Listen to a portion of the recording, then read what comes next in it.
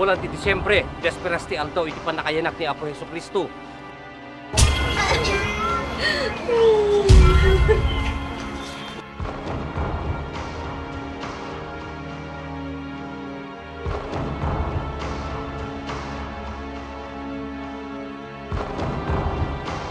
Insigida anasarakan dagiti agkasinsin.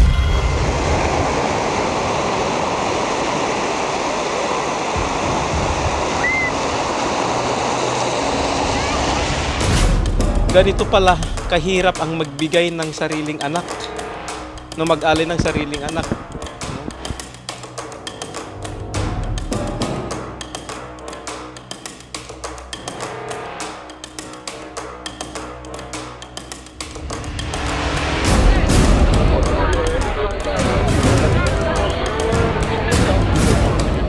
Aging gana itang gundaway, saan pa ilang anasarakan iti ama ni Malaya. Balditas mo, Sandra. Iiwanan mo na. Hindi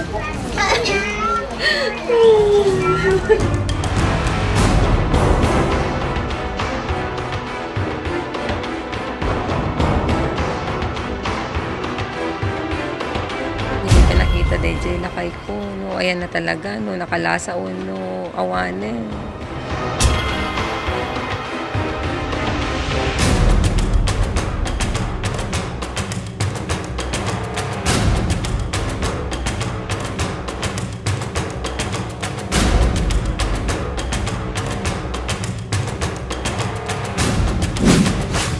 Tawen 2010, bulan ti Disyembre, desperas ti aldaw iti panakayanak ni Apo Jesucristo.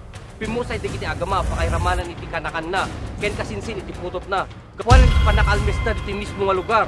Segun timbaskag ng investigasyon dagiti kaming iti kapulisan, iti Philippine National Police ti ili akabugaw. Agarup alas 2:30 iti malem, nakaawat na iti tawag nga adda napasamak nga nalmes. Iti barangay Pugos iti metlang natakamat nga ili. At itan nga insikida na nga nagresponde, ket itan nga nabigbig dagiti biktima, amanagan iti General Villaros E. Kitab. 30 ket siyam ti tawen na. May sa nagsorsoro iti Don Leopoldo Yabes Elementary School, nga agda iti barangay Kimanlugong, Sinait, Ilocosur. Ken ti anak na nga balasitang, amanagan iti Malaya Villaros E. Imperio. Siyam ti tawen na. Gada isuna iti may kaupat nga tugad iti elementarya. Ken ti kanakan na nga managan met iti Sandra Day, Imperio E. Topil. Siyammet lang iti tawen na. Nga agday iti barangay Nuevo, Siyudad Tito Garaw. Nga agdamata nga nakabakasyon iti data nga kanito. Kadwa na dagiti naganak ken kuana, pakiramanan dagiti kakabsat na. Sigun met ipalawag dagiti pamilya iti biktima, napan nagdidigos dagiti biktima, gapuanan takaykayatan dagiti agkasinsin, ani Malaya ken ni Sandra, nga aglangon iti kabaybayan, ket saan nga nagbayag, nga nagawid iti kabsat ni Malaya, nga kadwa nga napan iti baybay, nga napan na imbaga nga nalmes iti kabsat na, papang na ken kasinsin na. Aroson meten nga napan nagpatulong, dagiti kakabagyan na, dagiti biktima, kadagiti mangitorturong iti lindig. Naaramid garod iti Mesa nga search and rescue operation nga ingganwat dagiti kaming iti Naval Warfare, Navy of the Philippines, nga nakabase iti La Union. Kaming iti Kabugaw ken Sinait Municipal Station, Kabugaw Fire Station, ken dagiti voluntaryo nga mangalap nga agday dito mismo nga lugar. Nga nagresultaan nga insigida iti panakasarak takin ni Malaya ken Sandra. Insigi damit nga naitaray, iti kasitgan nga balay pagagasan, dagiti agkasinsin. Ngamindak na rin ti agdama nga naka-duty a doktor nga nataydan nga dimanon. Tuloy nga rod iti operasyon nga isa siyangkat dagiti natakamat nga grupo. Kapuanan ta sa andapay nga nasapulan iti Mesa nga biktima ani General Villaros. Kabigatan iti Paskwa, iti taw in 2010, ado pa lang digiti agdidigos, iti kabaybayan ti Pugos, Kabugaw. Dita makita nga awan iti panagputeng wenno panagamak, dagiti tattao nga aglalangoy, iti kabayatan, asapsapulen pa lang iti bangkay ni Villaros. Iti panagturong iti police files, iti pagtaingan dagiti biktima, ani Sandra, ken iti agama, ani General, ken Malaya. Dita mapaniknegan, iti ladingit dagiti napanawan da, iti naingit nga panagpatpatang iti police files, ken ni Manang Jesusa, napanawan dagiti agama. Dita nga impakita na, iti maysa nga video, dagiti biktima sakbay na pasamak, hindi pa nakaalmes da.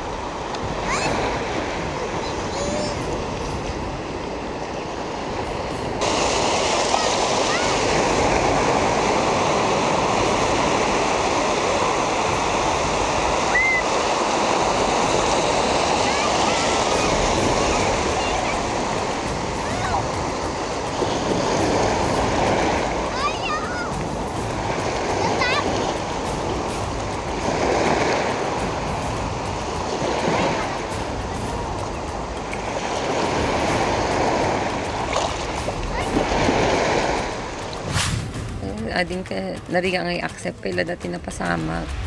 Lalo ko di pa nakita DJ lakay ko, no, ayan na talaga, no, nakalasa o, no, awanin. So, kasi lang nga rod, tagtagain na, di kalmang ko, sabi nga na Panday Beach ko, kinikis ko pa, nararakop ko pa, takaslaan na, gloomy, moody, bored kami ko, nada nga rod. Kaya dama Panday Beach latan. Di yes mo ni amanan ako, nagtarayo. So, dahil last nga na ako pagdarik na. Natay mo tang ano lang. Tagtagay na pang kumakseptar pa lang. Nirigat. Paglalawan ni amana. Nagipit na isang amang compound ka dati grief ko. Na talaga. Siya. Ni Manong Sergio Imperio, iti si Marunong nakapatpatang iti police files, iti data nga kanito, iti nga nakunana, nakasapulan na nga awaten, iti panakatay, iti may nga anak na. Nung sa morning nito, no, morning ng 24, sinasabi ng anak ko, tapos yung kanyang yung pinsan na pupunta sila sa dagat. Gusto nilang mag-swimming kasi nakaugalian namin na pag nagbakasyon kami from Tuguegarao kami. And then when we come here, at ang talagang punta namin sa dagat kasi gusto nilang mag-swimming. Gusto nilang pupunta sa umaga pero sabi naman namin ni tito nila na general na hindi pwede kasi maraming trabaho. And then during the lunch time, sinabi nila pupunta na tayo. Sabi ko naman ay mataas pa yung yung araw, hindi dapat pababain pa natin. Hintayin pa natin na siguro alas 4. Mahirap dahil siyempre panahon ng saya, ng pasasalamat sa Diyos, pero ito nagluluksa kami.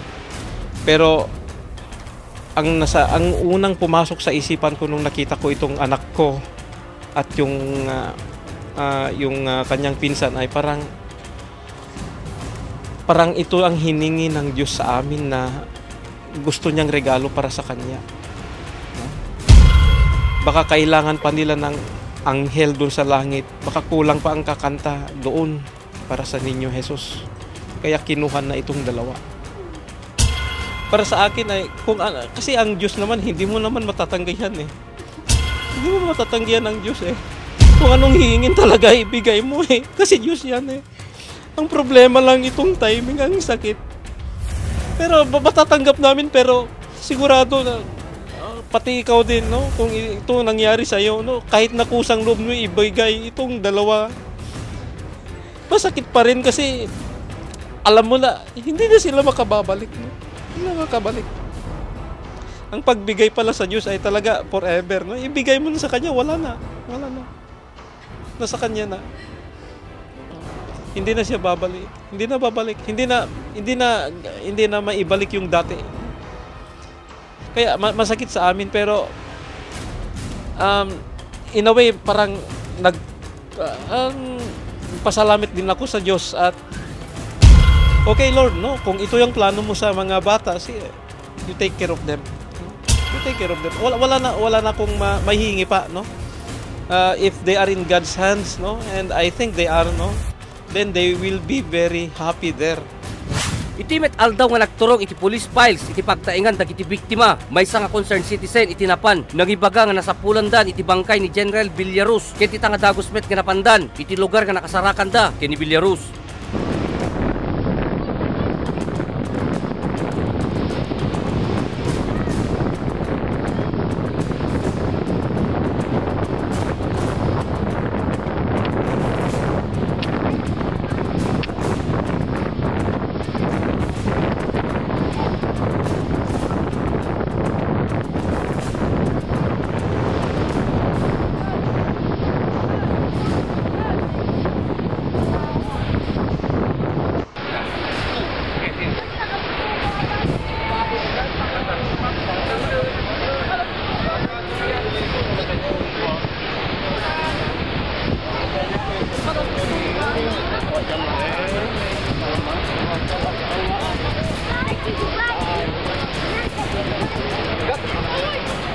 Ato dagiti nalidayan nga kakabagyan, gagayem, ken kaming iti pamilya ni Biliarus, iti pan nakasapol da ken kuana, kapuan ng tatakkel pay lang iti namnamada, nga sisibiyag pay lang ni Biliarus, iti saan da pay lang nasarakan. Nilahay ko kasi busy daw. Di ko kat morning kan ko ta. Di nagpatubong. I mean, alain ako ma-DJ di Santa Maria Antonio ko, Antonio Bigat 26 kasi reunion dati DJ elementary class na kano 1984 yata yun. Ay, oo. So, agtubong taimang ko na. So nga, very active na pasot na pa naggatang, kadagi ingredients. Tapos na kami mati ng luton. Very active pa mati suna So mati ng tultulong kanya mi. Kasi lang katay awan mo ti premonition nga nga ada mapasamak dan to kasi normal bala dagi aramiden na. Awan mo ti dati ko madlaw ko nga sa Bali. Ako nga ikakumati kay papanan na. Awan, normal lang. Awan na dagi dating aramiden na DJ ko trabaho na dito ino dati balay. Ayan, kasi lang. Itong bata ko na very expressive. Itong bata ko na halos every morning she hugs you, she kisses you. No? Kahit na may tantrum siya, lambingin mo and then okay na naman. Pati rin yung kanyang cousin. No, they are so loving with each other and they are so caring with each other. Makita po niyo yun sa ginagawa ng aking anak na yung mga videos niya. See how they care for each other, no? Ang dami nilang pictures together, kahit na yung mga kalukuhan na pictures, kahit na kalukuhan na videos, they are still together, they share, they enjoy.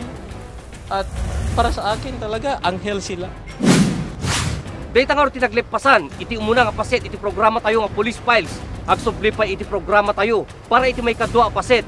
Ken adopeng impormasyon, ti idanon ko kada kayo, maipapan iti daytoy nga istorya.